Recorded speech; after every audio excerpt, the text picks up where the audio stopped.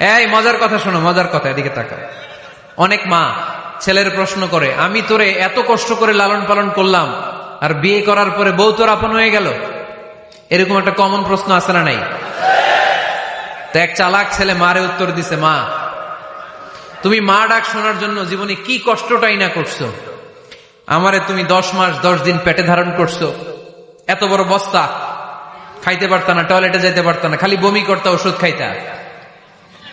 10 মাস পেটে ধারণ করলা, 2 বছর দুধ খাওয়াইলা, আমার পেশাব পায়খানা পরিষ্কার করলা।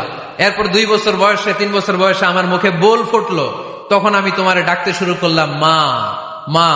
এই মা ডাক শোনার জন্য তুমি এত কষ্ট করলা, আর পরের বাড়ির মাইয়া বাড়িতে আইসাই তোমারে ডাকা শুরু করছে মা মা। তো যেই লোক তোমারে মা ডাকে তারে আমি ভালোবাসবো না কেন মা?